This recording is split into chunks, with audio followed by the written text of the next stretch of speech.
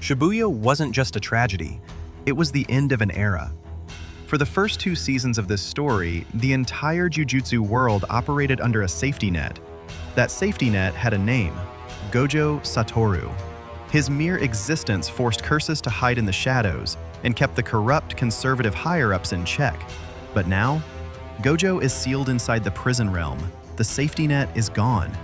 What happens when the strongest pillar collapses? The roof caves in. Welcome back, everyone. Today, we are taking a massive, uncompromising deep dive into the absolute powerhouse that was Jujutsu Kaisen Season 3. We are moving past the Curse of the Weak formula. Kenjaku has turned the literal streets of Japan into a laboratory for human evolution, forcing sorcerers from the Heian era to collide with the modern age. This isn't just a battle royale, it's a Darwinian nightmare where only the hungriest survive. Today, we are breaking down the psychological torture of the Itadori execution, the biological anomaly of Maki Zenin's awakening, the legal mastery of Hiromi Higuruma, and the legendary sky-shattering deadlock in the Sendai colony. Get comfortable. This is the definitive, uncut review of Jujutsu Kaisen Season 3. Let's dive in.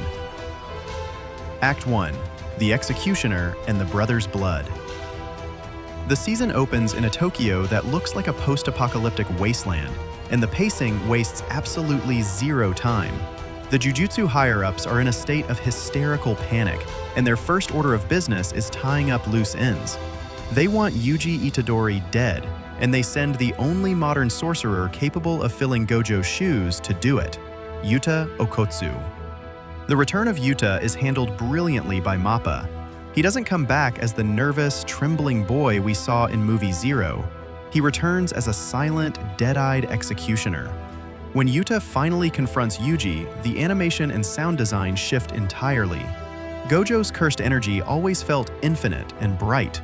Yuta's cursed energy is described by Yuji as creepy. It's dense, heavy, and suffocating. Seeing Yuta drag his katana across the broken concrete while Yuji desperately tries to survive is a masterclass in establishing dread. But the true genius of this fight is the technical loophole. Yuta stabs Yuji directly in the heart, officially killing him to fulfill his binding vow to the higher-ups. But in the exact same heartbeat, he floods Yuji's body with reverse curse technique, bringing him back to life. It's a flex of microscopic cursed energy manipulation that establishes Yuta as the undisputed king of the modern era. Simultaneously, we get the brutal showdown between Choso and Naoya Zenin. This fight is crucial for the power system. Naoya's projection sorcery forces him to map out 24 movements in 1 second, making him impossibly fast. But Choso counters this not with speed, but with endurance and intellect. Choso isn't just fighting for survival, he's fighting for his humanity, driven by his love for his brothers. Flooding the battlefield with his toxic blood to slow Naoya down and finishing him with a point-blank supernova was the perfect thematic victory. Blood ties defeated bloodline arrogance. Act 2. The perfect preparation, Extinction of the Zenin. From there, the season takes a dark, bloody turn into the perfect preparation arc. If Shibuya was an action thriller, this arc is pure psychological horror. Before entering Kenjaku's death game, our heroes need weapons, and Maki Zenin returns to her family estate to raid their cursed tool vault. Let's pause and talk about the Zenin Clan. They represent everything wrong with the old Jujutsu world: misogyny, extreme traditionalism, and an obsession with cursed techniques. They viewed Maki and her twin sister Mai as failures, but in Jujutsu, twins are a biological glitch. The universe views them as a single entity. Because Mai had a tiny bit of cursed energy and no desire to get stronger, Maki's heavenly restriction, her physical prowess in exchange for zero cursed energy, could never be fully realized. They were holding each other back. The tragedy of Mai's sacrifice is the emotional core of the season. With her dying breath, she creates a replica of Toji's soul-splitting katana and takes all of their shared cursed energy to the grave. Her final words to Maki are simply, "Destroy everything." What follows is not a battle, it is an extinction event. Maki emerges from that vault as a fully realized ghost. With zero cursed energy, she can no longer be tracked, and domain barriers treat her like an inanimate object. MAPPA animated this massacre with a terrifying, cold fluidity. She doesn't yell, she doesn't monologue, she just violently dismantles the entire patriarchal structure of her clan, decapitating Ogi, crushing Junichi, and finally putting down Naoya. Maki didn't just become Toji Fushiguro 2.0, she became a natural disaster that wiped the Zenin Clan off the map. Act 3. Recruitment, Puzzles, and the Principal's Curse. Before the curtains can rise on the Culling Game, the Tokyo students need heavy hitters. Enter Kinji Hikari and Kirara Hoshi. The underground fight club sequence injects a desperately needed dose of style and weirdness into the narrative. Hikari is a brawler, but his cursed energy has a rough, serrated edge to it, making his punches feel like getting hit with a baseball bat wrapped in sandpaper. But the real star of the recruitment phase is the puzzle fight against Kirara. Her love rendezvous technique, based on the stars of the Southern Cross constellation, forces Megumi and Panda to use actual physics and spatial awareness to reach Hikari's door. It's a brilliant reminder that Jujutsu combat isn't just about punching harder, it's about outsmarting your opponent's logic. But this levity is sharply contrasted by the quiet, devastating execution of Principal Masamichi Yaga by the higher-ups. Yaga's crime? Knowing how to create fully independent cursed corpses like Panda. The higher-ups feared he could create an unstoppable army. As he dies, Yaga finally reveals the secret to Principal Gakuganji. You need 3 highly compatible souls to constantly observe each other until they stabilize. Revealing this secret only after he has dealt a fatal blow is Yaga's final curse to the establishment. It's a somber moment, punctuated by Panda arriving too late, crying over his creator's body. The old world is burning itself down. Act 4. Tokyo Colony. Number 1. The Courtroom and the Shadows. The rules of the Culling Game are finally laid out. It's a point-based slaughter. Sorcerers have 19 days to score points, or they suffer cursed technique removal, which essentially means death. Yuji and Megumi dive into Tokyo Colony number 1, and the group is immediately separated. Let's talk about Hiromi Higuruma. In a series filled with thousand-year-old curses and elite clans, the most compelling antagonist of the season is a burnt-out public defender. Higuruma watched the Japanese legal system, which boasts a 99.9% conviction rate, crush innocent people time and time again. When his curse technique awakened, his cynical view of justice manifested into a domain expansion, deadly sentencing. This is the peak of Gege Akutami's power system. It's not a lethal domain. It's a courtroom where violence is strictly prohibited. The sure hit is a mandatory trial.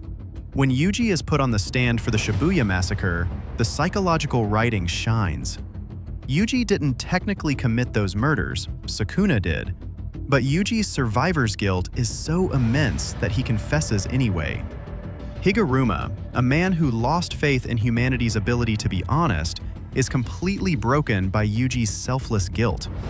It's not a victory of fists, it's a victory of empathy.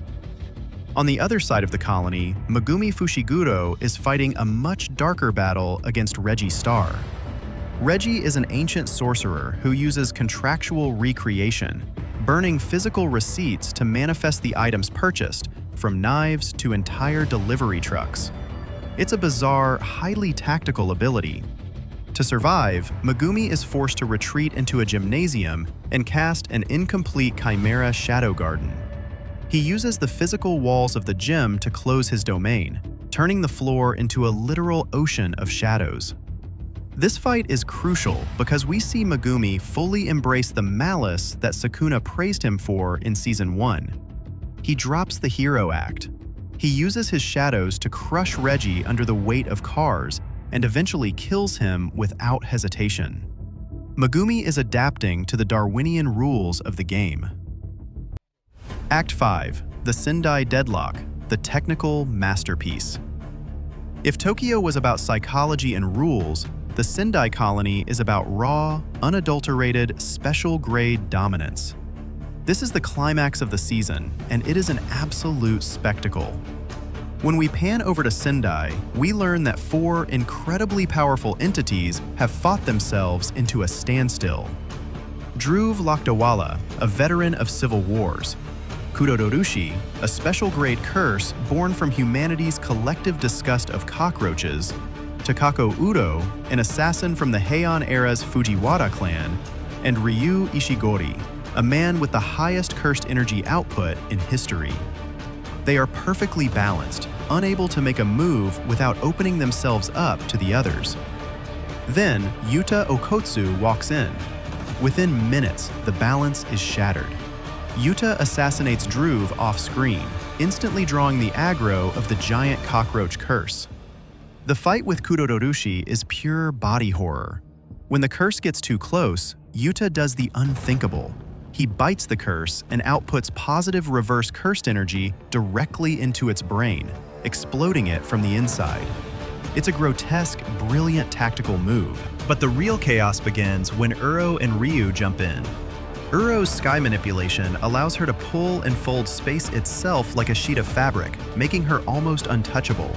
Ryu's Granite Blast fires beams of raw cursed energy so dense they level city blocks. Yuta is forced to stop holding back. He fully manifests Rika, giving him a 5-minute window of infinite cursed energy and access to his copy technique. What follows is the rarest event in Jujutsu history, the triple domain expansion. Yuta, Uro, and Ryu all cast their domains at the exact same millisecond. The screen becomes a fractured reality. In Jujutsu lore, when domains clash, the sure hit commands cancel each other out, and the barriers engage in a tug of war. But a 3-way clash is incredibly unstable. The technical brilliance of this scene is how it resolves. A second Kudorushi curse, born from parthenogenesis, breaks into the barrier from the outside. Because the domains are so focused on balancing internally, an external attack causes all 3 barriers to violently shatter. In the ensuing burnout phase, Yuta proves why he is a prodigy. He doesn't just overpower them, he outsmarts them. He uses Uro's own copied sky warping technique to deflect Ryu's massive blast back onto himself. Ryu, a man who reincarnated simply because he felt his first life lacked a fulfilling desert, finally gets his wish. He is defeated, completely satisfied by the feast Yuta provided. Act 6, the Yorozu Twist and the Future. The Sendai battles conclude with Yuta sparing both Uro and Ryu, taking their points and seemingly securing a massive victory for our heroes. In Tokyo, Yuji and Megumi have found the angel, Hana Karusu, the one person whose technique can extinguish other techniques, the literal key to opening the prison realm and freeing Gojo. It feels like a moment of hope, but Kenjaku's game is rigged from the start. The season ends with a cliffhanger that pulls the rug out from under the audience. Megumi's entire motivation for entering this bloodbath was to save his sister, Tsumiki, by giving her enough points to declare a rule and exit the game. But when Tsumiki finally arrives, her demeanor is wrong. She uses her points not to escape, but to add a rule allowing free travel across colony borders. The horrifying realization sets in. Tsumiki is not Tsumiki. She is an incarnated ancient sorcerer named Yorozu, a psychopath from the Heian era who has completely suppressed Tsumiki's soul. As Yorozu sprouts moth-like wings and flies away, Megumi's world completely collapses. And watching from the shadows, inside Yuji's body, Sukuna is smiling. The pieces are finally in place for the King of Curses to make his move. The Season 3 Award Ceremony. Before we roll the credits on this review, we have to recognize the absolute peaks of Season 3. Best Fight: Yuta vs. Ryu vs. Uro in Sendai. The choreography, the 3-way dynamic, and the triple domain clash make it one of the greatest battles in anime history. Most emotional arc: Maki and Mai's farewell. Take everything with you is a line that fundamentally changed the trajectory of the entire series. Best domain expansion: Hiromi Higuruma's deadly sentencing. In a world obsessed with explosions, a domain built around a gavel, a guillotine, and the burden of proof is incredibly refreshing. Best Character Evolution: Megumi Fushiguro. Watching him drop his moral compass to drown Reggie in the shadows was the exact dark turn his character needed. The Wildcard Award: Fumihiko Takaba.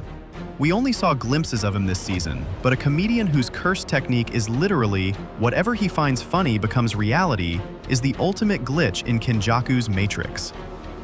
Season 3 was an absolute masterpiece. It transitioned Jujutsu Kaisen from an urban fantasy into a high-concept tactical war.